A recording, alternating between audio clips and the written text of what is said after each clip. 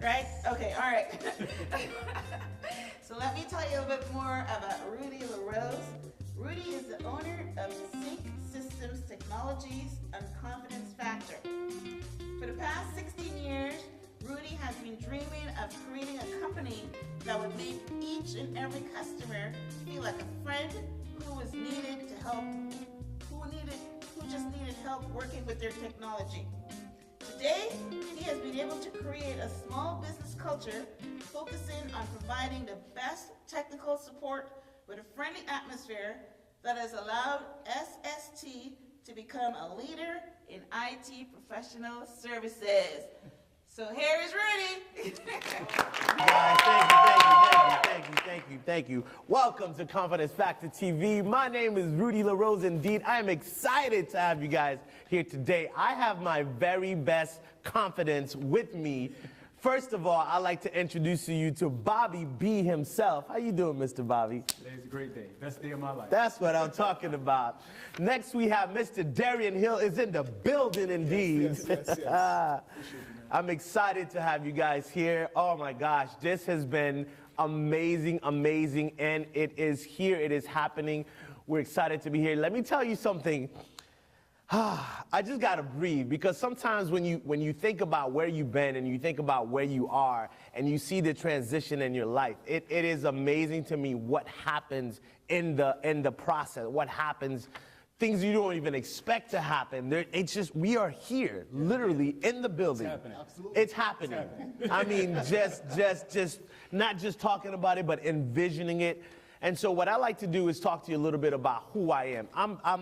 I'm first of all, not just a business owner, but Rudy Larose has been through a lot just to get here. I mean, you're talking about a guy who, started a company and everything was going great and then losing it all just to be able to get back up again. I mean, it's one thing to be able to build from scratch. It's another thing to build, lose it, and have to build again. And so I remember just going through that process of a divorce and feeling like a country song. Like literally the dogs, the cat, the lizards, the roaches, everybody left, And it was just insane. Like everybody just packing up their bags and leaving. And I said to myself, there's got to be more than this. I mean, there's got to be more than life than just, you say you want to build a dream and you build that dream and then just to have it taken away from you.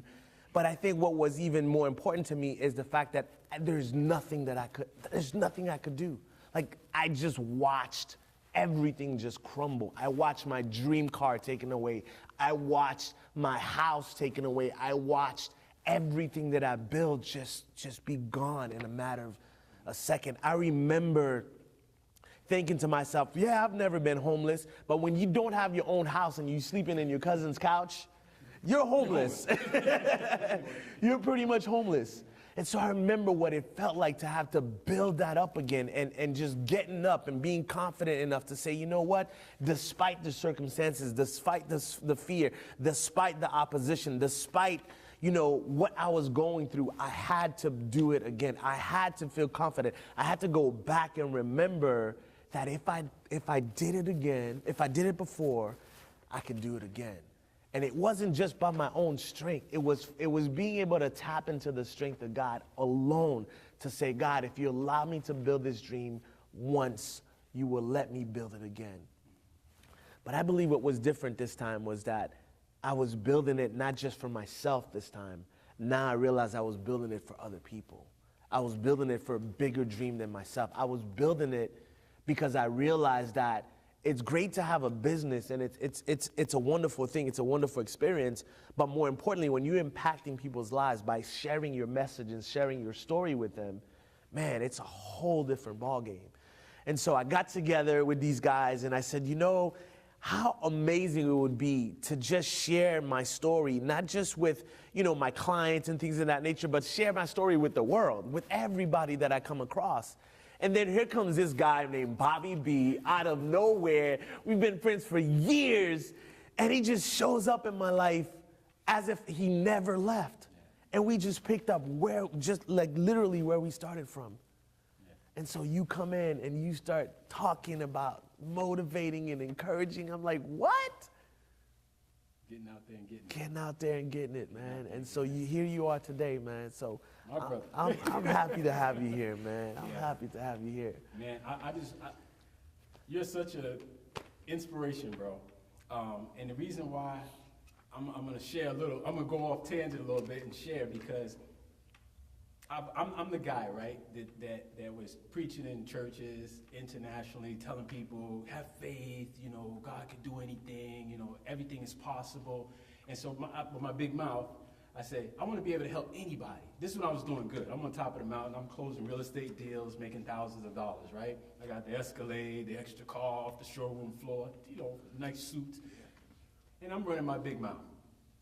God, I want to help anybody. I don't care if they've been to prison. I don't care if their marriage is on the brinks of divorce. I don't care if they had a repossession. I don't care if they had a foreclosure. I don't care. God, I know you could do anything. I could do anything through you. I want to do it all. Big mouth, right? What happened? You got that tree, that seed is going to grow into a tree. And so I went through it. I went through it just like you. I went through it. And we got separated for a time because I went to federal prison, right? And when I went to federal prison, it was one of the most difficult things in my life. Marriage on the brinks of divorce, same situation, right? What I asked for. Marriage on the brinks of divorce, repossession, foreclosures on all my houses, all the cash is gone, all the friends is gone, ostracized from the church. I'm talking about below the lowest of the low. And so now I'm hearing the words come back. You said you want to help anybody. You got to know what it's like, right? And that's what I went through. That's my experience. My experience is that I had the ability to not just be on top of the mountain, but fall down the mountain, right? Fall down the mountain and then figure out, okay, this has to be reconstructed. How do you reconstruct your life in a way where you have nothing, but you can get back to having a 5-bedroom house, a car in the garage that's paid for, businesses with multiple businesses, cash flow coming in. How do you get back to that space? And so here comes Rudy. And in the process of rebuilding my life, you step back in. You step back in and you said, man, I wish I was there when you fell down that mountain. And I wish I was there to help. But you were in a certain space, and that space was able to help me because the desire we both had is that we wish we could have been there to do more for each other. And there was compassion there. There was a sense of vulnerability there. There was a sense of exposure. There was a sense of the mask coming off, right? Finally having to deal with the person in the mirror. That's where we were. And here it is. He was blessing me, helping me out financially, get back on my feet, like speaking words of encouragement to me. You know, that late hour, that 2 o'clock hour, right? When your mind is got you going bananas.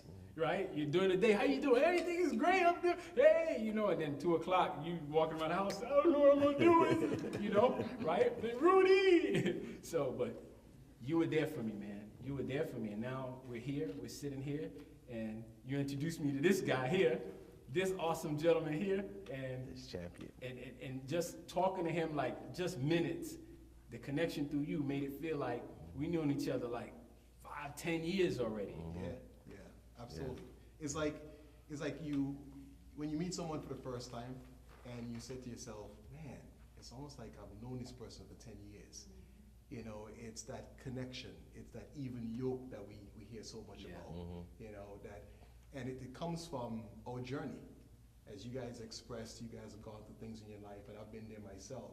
I remember there was a moment in my life where I had to really confront my own identity. Because for so long, you know, I felt like though my value was basically everything outside of myself. You know, my car, the house, you know, what people said about me, right? That was my value. And I remember when I lost my company, and I really had to face that I didn't know who I was.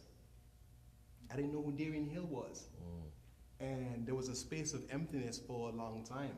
And I had to go on a journey of discovering who I was and discovering that there was value on the inside in spite of everything else. And so there I was chugging along, you know, feeling this sense of emptiness and trying to rebuild and building my company, because what I do is I help businesses use the internet, use social media to grow. But as I was doing that, I realized there was an essence of myself that why people would hire me. because of the dark place that I was going through, the transition that I went through in my life of figuring out that my value was on the inside instead of being on the outside. Because of that transition I was going through, the way I presented myself to people, the way I showed up, was I always wanted to see the best for others. I wanted to serve them beyond just the transaction of marketing. I wanted them to be able to have the things that I discovered. So I brought a lot of the personal development to the table. I brought the empowerment stuff to the table. And so, you know, I realized that there was a purpose that was brewing for me. Bigger than just marketing. There was purpose that was calling me to be bigger than just marketing. Yep. You know? Yep. You know what? You guys been there where you feel that pull on the inside. Yep. You know? And maybe for the listeners, or maybe for you, you've been feeling some sort of pull on the inside. Yep. There's a calling that's there.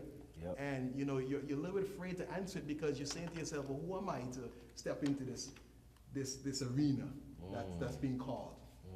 And of course, I remember meeting you, Rudy, at an event. Yep. The Master Storyteller That's the Academy. Storyteller Academy. Right? Yep. And we sat down, we talked, and Hours. Hours. Man. Hours. We talked for hours.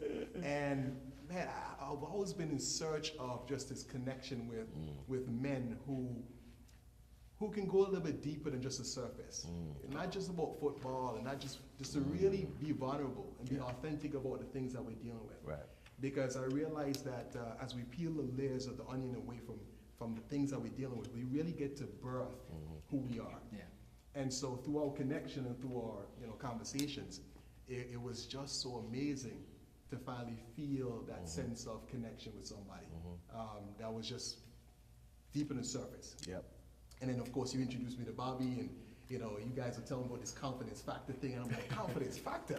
Man, I love that. I love this whole concept of confidence factor. Yep. And we shared our vision about serving. That's what we're called to do. Because I believe that everything happens for a reason, but I add something else. It happens because we're meant to serve. Yeah. Because it gives us an opportunity to serve. Everything that we've gone through in our own life, the stories, has given us an opportunity to serve. And we share that in common. Yeah. And so that's why we're here.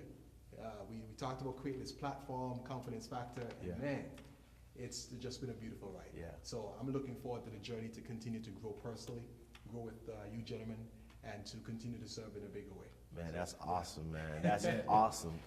That's awesome. He hit the nail on the head, because this is what the confidence factor is about, right? It's dealing with those insecurities, right? The things that people, I mean, you're in social media. That's what you do. You're great at it. Like I'll sit there and watch the video. I'm like, I can't do all this. I can't do all this. Not like he does, right?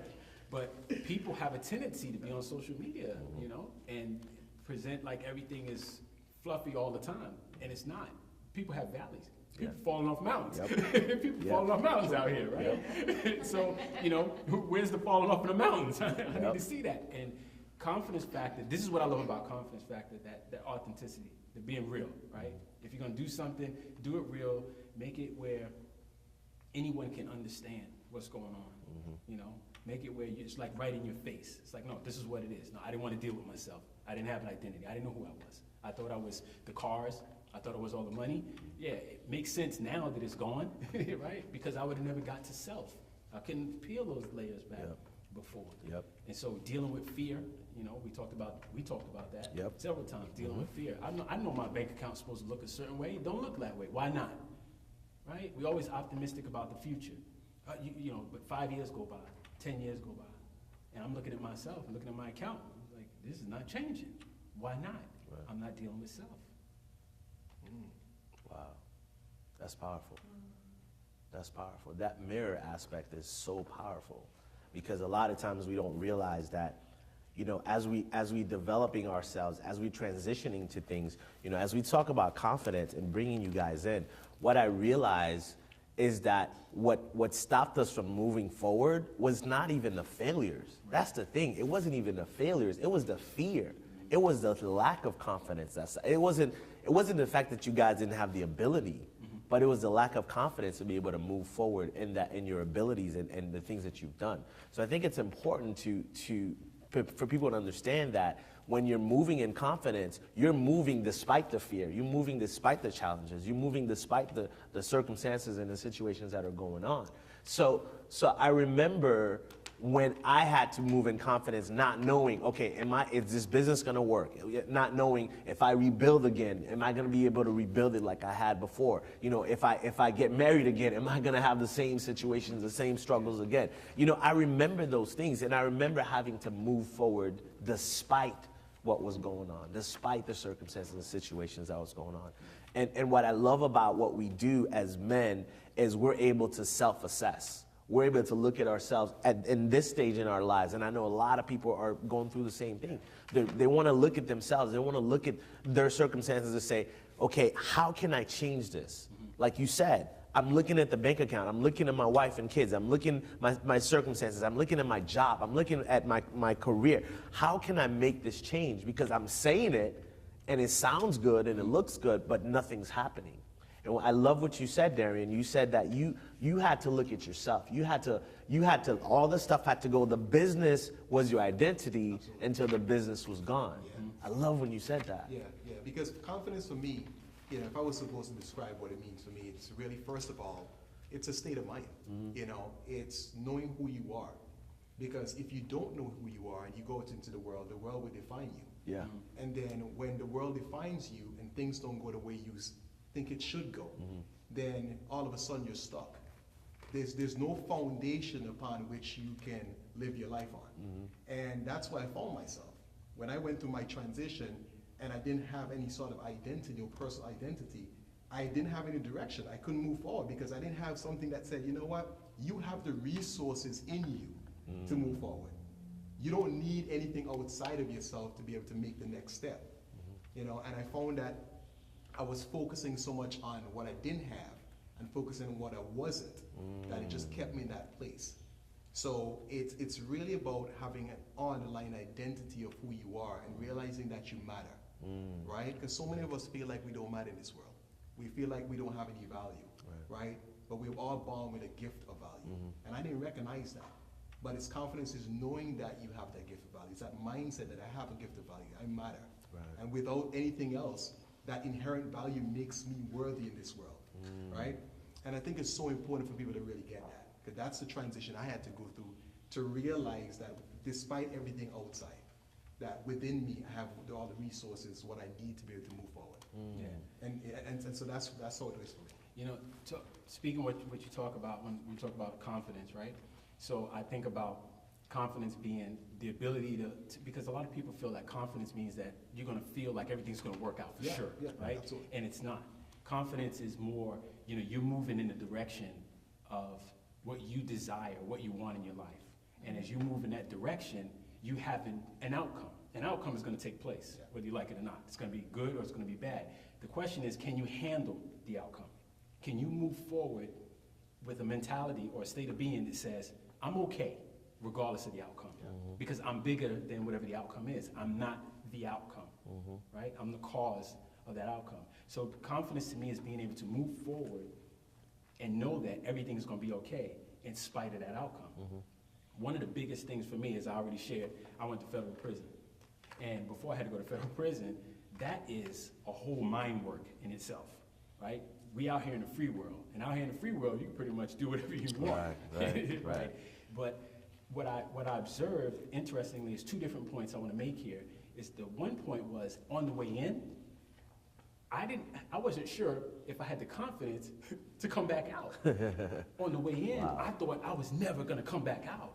On the way in, I thought that this was the end of me. That, I didn't know how to get confidence for something like that. And so the other point about that is that what I learned after the experience was that I came out and I realized there are people out here that are in prison. Now, this was powerful. Because before going in, I had no idea what to expect. I saw TV like everybody else. I just thought I was dead man walking. Right. After I come out and I'm, acclimated back into society, I'm looking at people doing the same loop-de-loop things, going to the same job, doing the same thing, going to the same places, with the same relationships that's not working, with the same amount of money, with the same friends, with the same outcomes, getting nowhere. And I said to myself, man, y'all look just like how we looked in. Wow. It's the same thing, just in a different place. That blew my mind. It was like, almost like, I don't know if you've ever seen Stranger Things, it was like the upside down world. I was like, man, We was locked up. Why are you doing the same thing? You don't have to. They made us do that. Yeah. You can go do whatever you want to do. Yeah. So why are you voluntarily doing the same thing? That blew my mind. But I would have never had that perspective had I not gone to prison. So coming out, I realized that prison, or that state of being, is where it is. You have to control that state of being. You can control the outcome that you want in your life. But there are people walking around, man, that are in prison, that are quote unquote free. There you have it. Is a different level. That's it. That's it. This is what we're saying, guys. We're understanding that there is a mindset out there. There is an opportunity for us as men to not just motivate, not just inspire, but to educate, to empower. And I hate to put it that way, empower men. You know, I mean, people think about, oh man, we're supposed to be empowered already. And I think that's the cop-out, is that we're not all empowered. When you look at what, you know, we talk about stats all the time. When you look at people, men especially when they're into the sports and stuff, and nothing wrong with sports, but they know everybody's stats except for their own. Wait a minute, you gonna step on toes this early in the game? Man. Oh, my man. goodness. They know everybody's stats except for their own. They're watching somebody else's jersey. You know what I mean? And it's time for men to get into the game, their own game of life. And so that's what Confidence Factor is all about, is that we want to get into the game. We want to get into this game. We want to get into this game. We want it to be heart level. You know what I mean? Heart level. Not down here. Not down here. Yeah, not way up here. Just heart level. Yeah. You know? Yeah. That, you know, what you said, that's the key, man. I stopped watching basketball for that specific reason. I love the greats. I love my LeBrons and the Kobe's and all that, but I stopped watching basketball. You know why? Because I realized my family needs me to win, right? Here's my wife got on her jersey, my daughter got on her jersey, my friends got on their jersey. They're like, go Bobby B, go. Everybody's rooting for me, but I'm wearing his jersey. Yep. Looking at him play, make his money. That makes no sense to me. So I said, it's out. No more sports until I know my stats. What's your financial status, bruh? Put that, look at, you know, what's your, where's your assets? How much you got coming in? How much you going to? Do you know your financial balance? Like, do you know your stats? I didn't know my stats. So that means everybody's stats have to stop until I fix my own stats. Yep. When I fix my own stats, then I deal with your stats. Yep. That was major. Yep. That was major. Wow, Yep. I'm feeling that. Yep. I'm feeling that. And I love what Rudy just talked about when he talked about a game of life. Because when you think of a game, there's rules, right? Yeah. So it's important when we talk about confidence, like how do you develop confidence? What's the new plan? What's the new game plan for developing confidence? Because we've all been there, and we've all been through situations where we had to figure out tools and find resources to help us to rebuild. So one of the things I love what we're doing here is that we're not only just, of course, bringing things to the table and talking about a story, but we really have to put together a real plan. Yeah. We have a real plan for Yeah. that. And one of the things I would love to share that I had to do to rebuild, one of the tools is my own self-talk.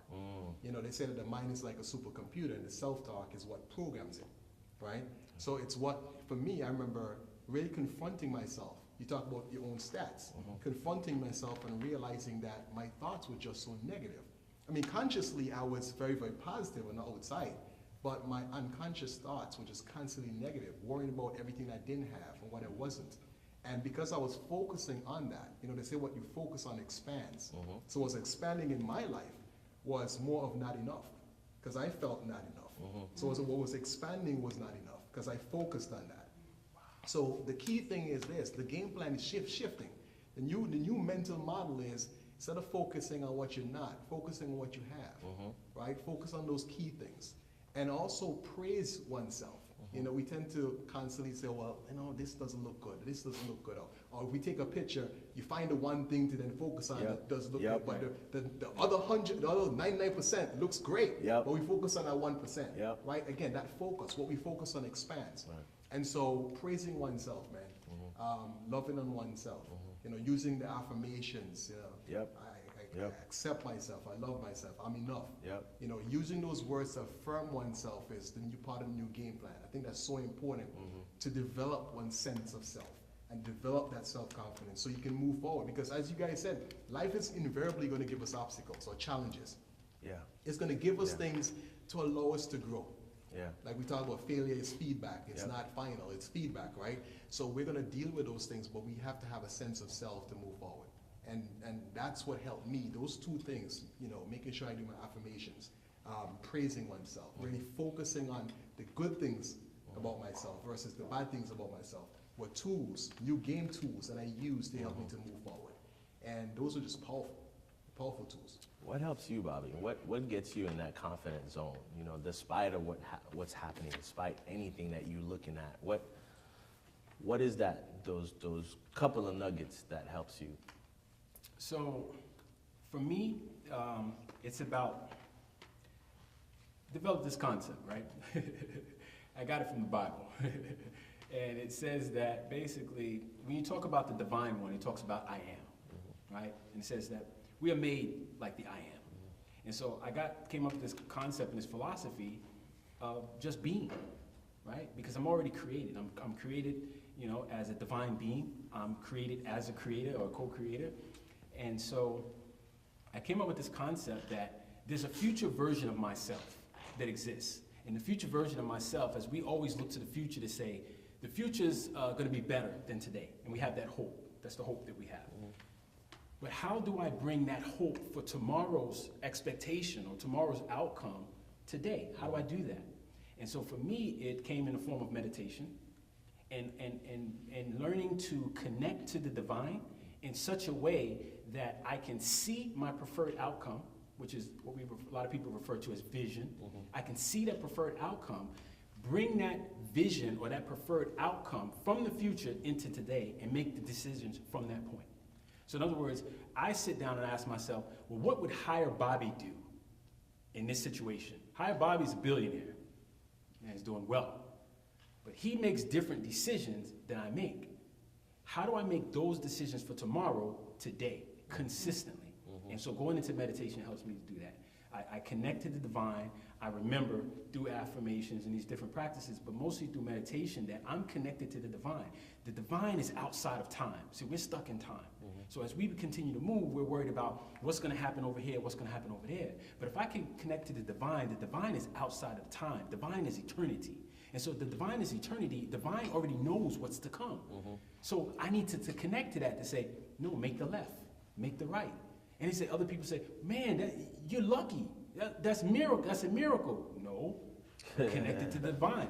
There was an obstacle here that I didn't need to have to overcome. It wasn't needed for the progression of my life. So the divine said, make a right. I made my right. I avoided my obstacle. There are other obstacles, like when I went to federal prison, I needed to have more aspect, more perspectives for different people. Because before I would judge people.